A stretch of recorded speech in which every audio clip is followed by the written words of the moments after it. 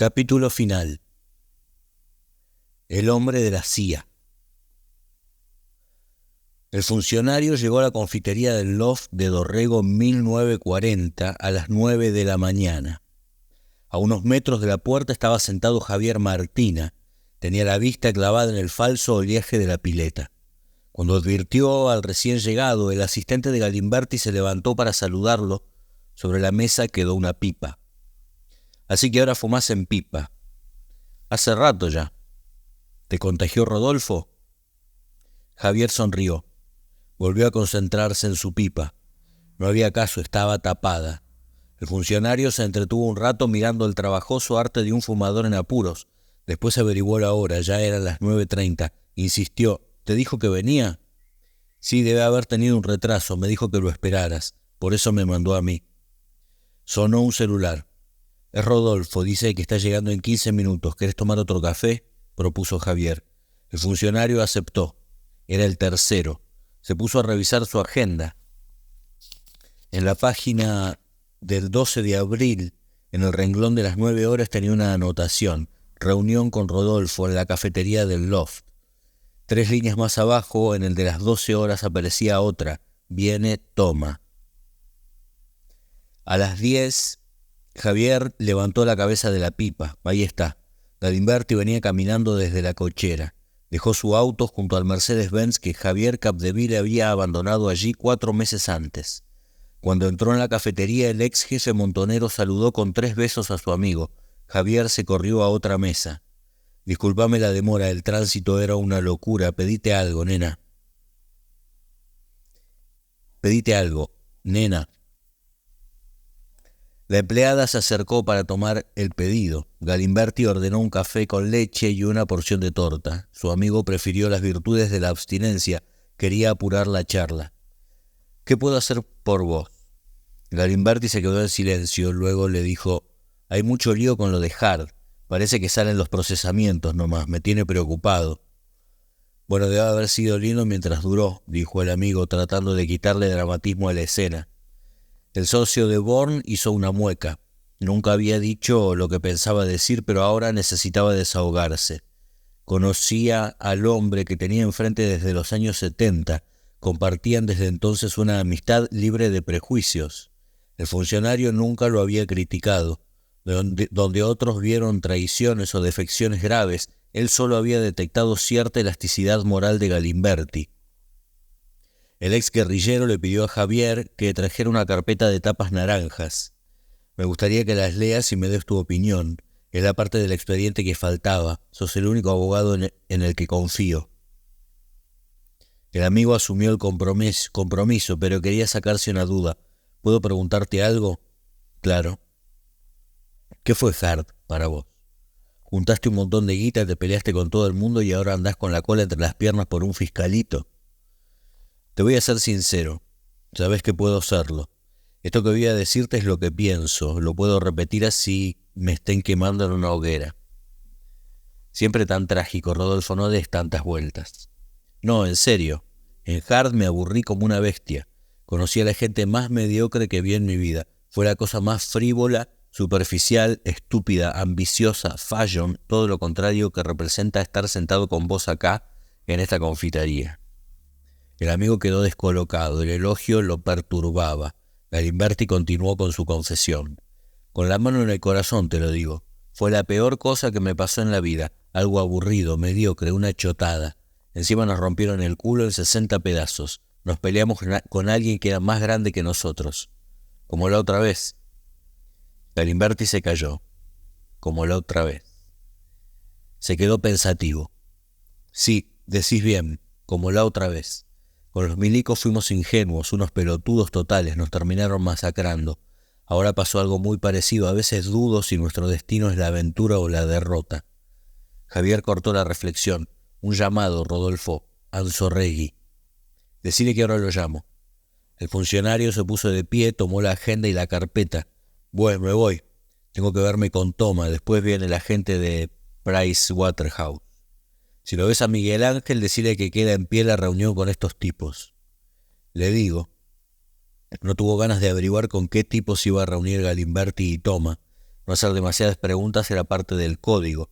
Los dos amigos se despidieron. Galimberti se marchó con Javier. Al día siguiente, el ex guerrillero durmió hasta bastante entrada la tarde. Se levantó pensando en un negocio como presidente de la filial argentina de ASI, Agricultural Service and Investment. Galimberti estaba negociando con Anzoátegui la transferencia de unos campos en Entre Ríos. Colgó. Se dio una ducha. Tenía otra cita. Desde la caída de Hart se había propuesto recuperar algunas relaciones medio abandonadas. Lo habían invitado a comer un asado en General Pacheco. Los anfitriones eran antiguos compañeros de militancia. El socio de Born llegó a las 11 de la noche. A su amigo funcionario luego le contaría entusiasmado. Había muchos tipos de base, gente de los ex sindicatos de la zona norte. Había 2 VR, un VC. Serían unos 10 tipos. La pasé bárbaro, me agarré un pedo tremendo, me terminé acostando a las 7 de la mañana. Otra vez durmió hasta tarde. Al despertarse vio que el día estaba lindo y decidió salir a andar en moto. Llamó a Caldarela, el ex campeón de motociclismo. Enfilaron a 230 kilómetros por la Ruta 9 por el ramal Rosario, hasta una localidad perdida. Pararon a comer, Cardela comió asado. Galimberti pidió una ensalada, tenía el estómago a la miseria. Volvió tarde, durmió todo el domingo. El lunes se reunió con Toma y hablaron durante media hora en The Horse, la confitería de Libertador y Juan B. Justo. Sobre la mesa quedó una servilleta escrita. El mozo leyó Universal Control. Hizo un bollo y la tiró a la basura. Nadie nombró a Rockefeller en esa reunión. Universal Control es una sociedad anónima creada el 28 de junio de 1999 con un capital inicial de 12.000 pesos. En el boletín oficial del 7 de septiembre del mismo año figuraban sus socios fundadores, Armando Federico Franchi, casado, abogado, DNI 11.618.539, con domicilio en la calle Posadas 1209, piso 3, Oscar Mario Salvi, abogado, libreta de enrolamiento 8.037.889, Arenales 1457, piso 8, Norberto Alejandro Seri, soltero, contador público, libreta de enrolamiento 8.480.363, con domicilio en Juncal 615, piso 12, David Oscar Seri, casado, empresario, libreta de enrolamiento 8.326.097, con domicilio en Jorge Newbery 1748, piso 1, oficina A. Hay 2 socios más. Uno es el novio de Susana Jiménez, Jorge Rodríguez, el otro Rodolfo Gabriel Galimberti. Universal declaró distintos objetivos comerciales. A. Seguridad en general, custodia y vigilancia interna de personas, sistemas de datos, bienes y establecimientos, averiguaciones de orden civil y comercial, determinación de solvencia de personas y o entidades, seguimiento y o búsqueda de personas o domicilios, traslado y custodia de valores y o caudales y cualquier otro tipo de servicios autorizados por leyes vigentes a agencias de seguridad privada y de investigaciones. Armando Federico Franchi quedó como presidente, pero Franchi tenía atrás otros ingresos. Ocupaba la jefatura de la Dirección Nacional de Seguridad, una de las áreas más importantes de la Secretaría de Seguridad Interior, comandada por el exdiputado Toma en los últimos años del menemismo. Desde allí montó un operativo multipropósito, según tituló Clarín el 2 de noviembre de 1998, del que participaron más de 2.000 hombres de Gendarmería Nacional, Prefectura Naval, Policía Federal, Policía Aeronáutica, la Dirección de Migraciones de Hugo Franco, la DGI de Carlos Silvani, la Secretaría de Recursos Naturales de María Julia y la CIDE de Anzoátegui.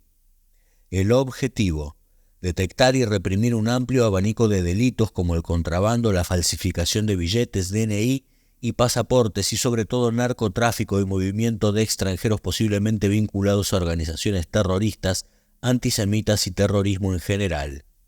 Según la Gacetilla Oficial, durante el denominado operativo Tatú 98, se realizaron más de 300 allanamientos, se identificaron 5.000 personas y 30.000 vehículos, hasta se localizó a un asesino prófugo de un suboficial de la policía del Chaco.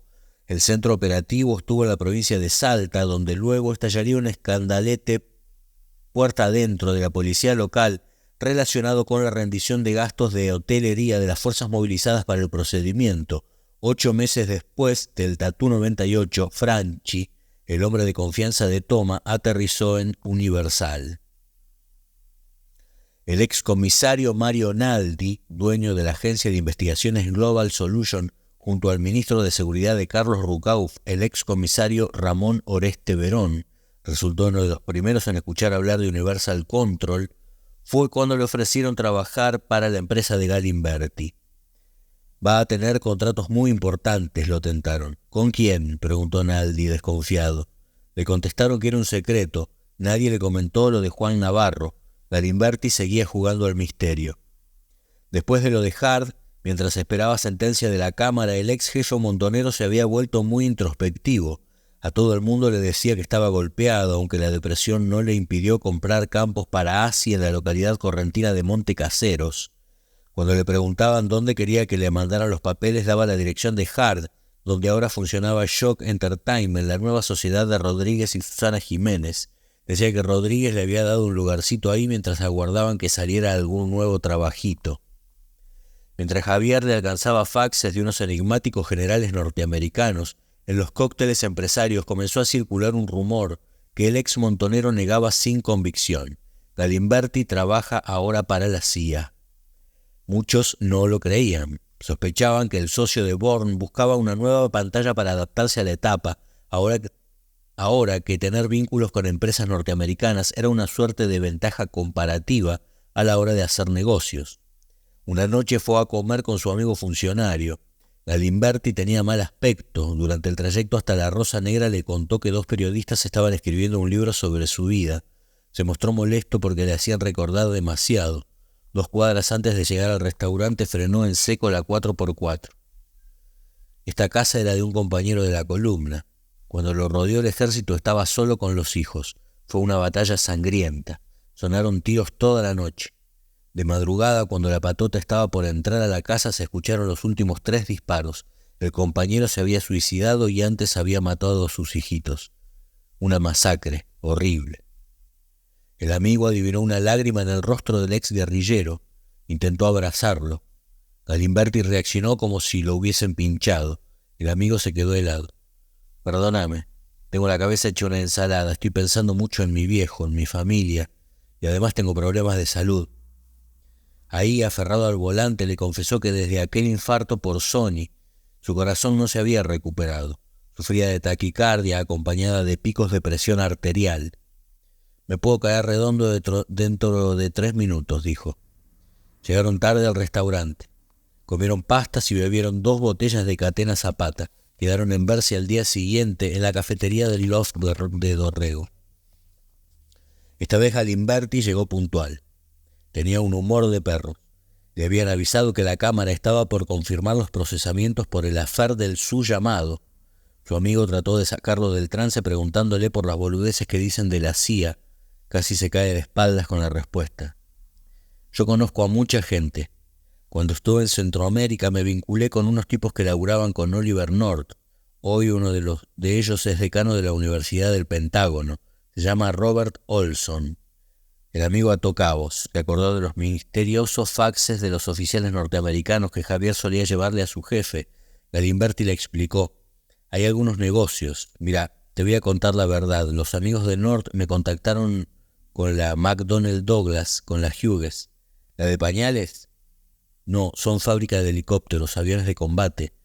No soy el representante oficial, pero mantengo relación con ellos y con la General Dynamics. También con algunas empresas de electrónica. Hago lobby, pero si se les traba algún negocio o relaciones oficiosas, ¿qué le dicen?» El funcionario anotó en su memoria el nombre que le había dado Galimberti. Al llegar a su casa se introdujo en internet. Tecleó Robert Olson en el buscador Alta Vista. Llegó a la homepage del Journal of Palestine Studies, donde aparecía un artículo sobre el proceso de paz árabe-israelí y una pequeña reseña biográfica de su autor. Leyó Robert K. Olson, a retired U.S. Foreign Service officer and former executive director of the Institute of World Affairs at University of Wisconsin at Milwaukee, has recently completed a book on Europe and the peace process under a grant from the USA Institute for Peace. El nombre del tal Olson lo llevó luego a otra homepage, la del Institute for National Security Studies, de la Academia de la Fuerza Aérea de los Estados Unidos, y recordó que era un semillero de agentes de la CIA. Un montón de preguntas se le agolparon en el cerebro. ¿Será cierto lo que le había dicho Galimberti? ¿Sería Olson su contacto con empresas norteamericanas? ¿Estaría vinculado ahora a la inteligencia de ese país? La clave se la dio el mismo Galimberti cuando le aclaró que el hombre indicado era Robert Bob Olson. Robert Bob Olson es un coronel egresado de West Point. Cuando estalló la guerra de Malvinas era agregado militar estadounidense en la Argentina. Es uno de los dueños de las consultoras en seguridad DOMA, Donahue, Olson, Monet y Asociados, con sede en Virginia. Arthur Donahue es un ex jefe de la CIA. John Monet dirigió el laboratorio que esa agencia de inteligencia tiene en Los Álamos. En agosto del 2002, Universal Control sufrió una serie de estratégicas incorporaciones. Oscar Salvi dejó de ser el presidente y ocupó su lugar David Manners, ex director de operaciones de la CIA entre 1980 y 1998. Paul Quaglia, ex jefe de la estación África de la compañía, entró como director. Olson, Donahue, Monet y John Allen, un ex boina verde del ejército de los Estados Unidos, egresado de la Citadel, pasaron a controlar buena parte del paquete accionario de la empresa creada por Galimberti. Su amigo funcionario volvió a preguntarle si era verdad que ahora trabajaba para la CIA. Galimberti le contestó: no cuento con autorización para hablar. Lo que faltaba, te hiciste agente de la CIA. Galimberti asintió, aunque puso una excusa: soy contratado. Frank Holder salió de la Academia de la Fuerza Aérea de los Estados Unidos, pero cuando llegó a Buenos Aires en 1994 los servicios de inteligencia lo calificaron de agente de la CIA. Holder comenzó trabajando como asesor del embajador estadounidense Terence Todman. Actuó en los hechos como veedor de un sector del Departamento de Estado interesado en que el traspaso de las empresas que habían sido de Alfredo Jabran al Excel Group se concretara sin retrasos ni dificultades. Luego abandonó los despachos de la embajada. Se asoció a Jules Kroll, un ex fiscal neoyorquino, fundador del Kroll O'Gara Company, una agencia privada de inteligencia con oficinas en 45 países que vende análisis de riesgo e investigaciones de fraude. En el mercado internacional, Kroll es conocida como la CIA privada porque parte de su personal fue reclutado entre ex agentes de esa agencia. Holder pasó a ser la filial local de Kroll, que se hizo cargo de un asunto hipersensible tras el crimen del fotógrafo de noticias José Luis Cabezas, la limpieza de las agencias de seguridad que Alfredo Jabran había montado alrededor de sus negocios, ahora en manos del Excel Group. La historia oficial de Kroll cuenta que ellos hicieron despedir a personajes como Víctor Dinamarca y Adolfo Donda Tigel, ambos ex integrantes de los grupos de tarea de la ESMA, jefes de Estado Mayor jabranista. Holder no se hizo cargo de todos los aspectos de seguridad del Excel. Solo le recayó esa responsabilidad en firmas como Edcadasa y OCA, es decir, depósitos fiscales y correo, cuestiones que son consideradas de interés estratégico por la embajada norteamericana. Para el resto, Juan Navarro, el presidente del grupo, nombró como jefe de seguridad a Eugenio Pipo Eque, un viejo conocido de Hugo Franco, el director de migraciones menemista, vinculado con Jabram y también con Alberto Cohen desde los tiempos de la CEPAC. Eque tuvo que declarar en el juicio por el crimen de Cabezas. Los investigadores detectaron que 5 minutos después del crimen del fotógrafo, un custodio jabranista se comunicó con un celular a su nombre. Eque dijo que jamás atendió esa llamada. Con Holder nunca se llevaron bien. Compitieron siempre por los favores de Navarro, pero Pipo terminaría ganando una batalla clave. Recién lo supo Holder el día que le dieron una novedad inquietante. ¿Qué dice? ¿Y cómo se llama la empresa?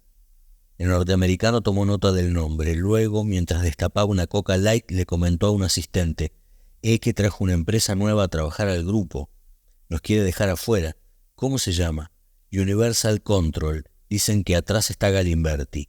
¿Quién? Galimberti, el que andaba con los montoneros. ¿Ese no es Firmenich? No, yo te digo, el de Susana Jiménez. El asistente comprendió. Eran días de turbulencia para el Excel Group. En julio de 2000, Navarro estaba enfrentado con Eduardo Urnequian, el dueño de Aeropuertos 2000, por el control de los depósitos fiscales. En simultáneo peleaba para que el gobierno avalara un acuerdo con Franco Macri para hacerse cargo del correo argentino. En medio de esas peleas, el 13 de agosto, el periodista Gerardo Young, de Clarín, publicó un informe sobre el papel de las agencias de inteligencia privadas. En un recuadro pequeño podía leerse: en los últimos meses el Excel subió la apuesta y contrató un nuevo grupo de espionaje argentino, Universal Control, detrás del que estaría Rodolfo Galimberti, el ex jefe montonero, hoy empresario. Trabajaría para OCA y para el correo argentino si Excel se asocia con el correo oficial. Pronto se escuchó un comentario curioso. Para acelerar el desembarco de Universal, Eke le habría dicho a Navarro que Galimberti era hombre de la CIA. El mundo de relaciones de Galimberti seguía siendo un caleidoscopio. A la mañana podía cruzarse con Darío Lo Pérfido, el secretario de medios de Fernando de la Rúa, en la cafetería del Loft de Dorrego. Al mediodía juntarse con Toma y Lautaro García Batallán, funcionario del Ministerio del Interior, en un restaurante de Puerto Madero, para cerrar misteriosos acuerdos. A la tarde charlar amistosamente con Darío Richard, el segundo hombre de la CIDE de la Ruista. En cualquier momento llamar a Jorge Di Pace, la mano derecha de Julio Grondona, el presidente de la AFA, para arreglar cuestiones ligadas a la empresa Football Game, o comunicarse con Miguel de Godoy, empleado en el comité de crisis del Excel Group. Galimberti podía hablar con todos, seguía siendo un hombre atravesado por 1000 intenciones. Lo de Universal fue su última audacia, enhebrada con su pasado reciente a través de un notario, Patricio Carlos Pastor, escribano de American Security International, de Hard Communication en su etapa embrionaria y ahora de la flamante agencia de inteligencia contratada por Navarro.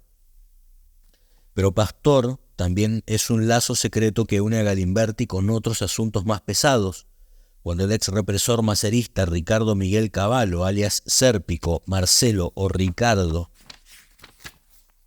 fue detenido en México por orden del juez español Baltasar Garzón, el 24 de agosto de 2000 se descubrió que junto a Jorge Radiche, era dueño de un pool de empresas de identificación inteligente de personas y objetos, con ramificaciones en El Salvador, Bolivia, México, Brasil, Zaire y la Argentina.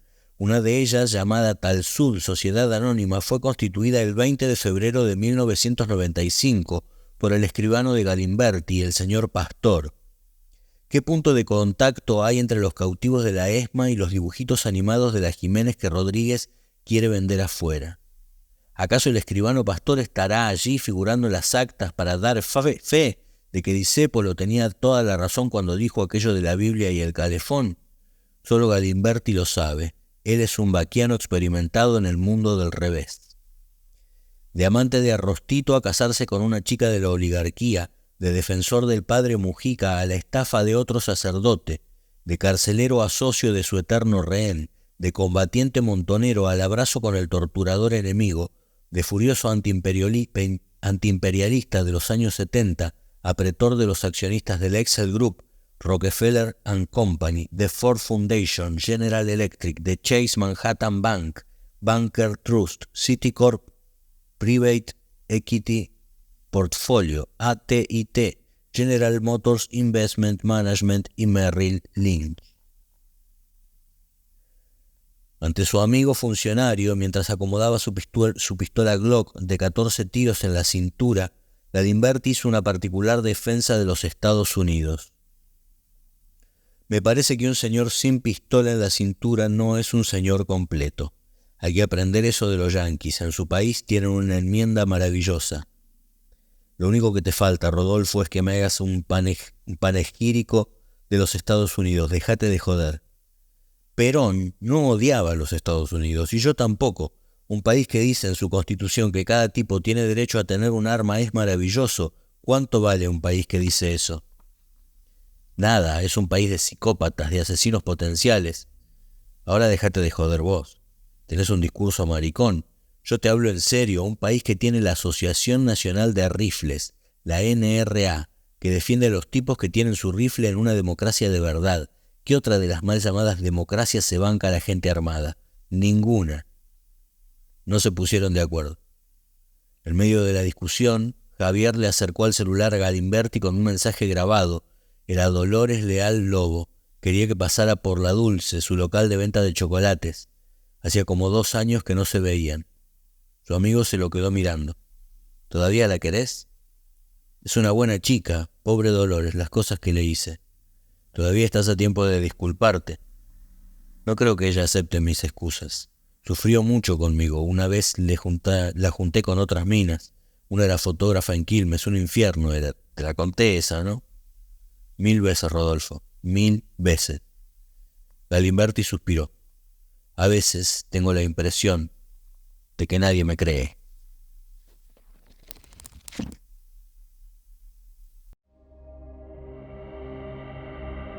Antes de empezar este episodio te invitamos a que veas los anteriores y te suscribas a nuestro canal.